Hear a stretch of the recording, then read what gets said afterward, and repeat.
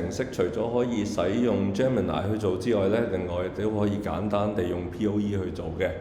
咁喺 POE 裏面咧，我哋揀翻官方嘅 bot 啦，你喺 homepage 嗰度已經可以揾到噶啦。咁我哋主要推介咧就係 App Creator 呢一個。咁撳到入去咧，你會發現其實佢係 outsource 咗呢個 Claude Sonnet 4嘅，咁都有一定程度嘅可用性啦。咁我哋已經時間關係整咗 example 咧，就俾大家睇一睇。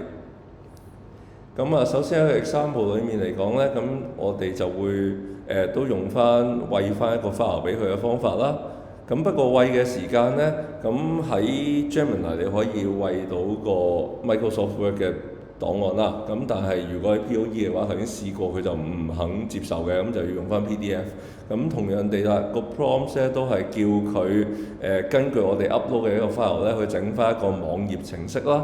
然之後都係唔好改動裡面嘅題目同埋答案嘅。咁稍後咧佢就都會 gen 咗一大堆曲啦。咁然之後咧，我哋都喺個 canvas 度睇翻咧個作品嘅。係啦。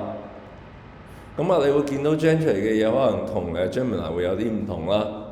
咁佢因為佢哋自己各自嘅 database 可能都有啲唔一樣咧，個風格會有少少唔同嘅。係啦。嗱，咁 POE 嘅好處咧就係佢 share 俾啲同學咧，可能會有啲簡單啲嘅方法。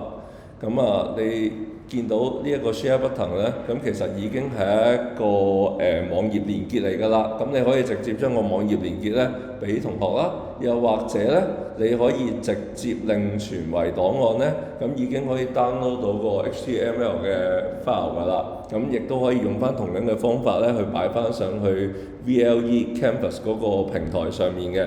咁點解較早前會介紹 Gemini 咧？咁係因為喺嗰個運算嘅準確度上面啦，同埋你想要嘅效果上面咧，佢都會比App Creator 咧係優勝一啲嘅。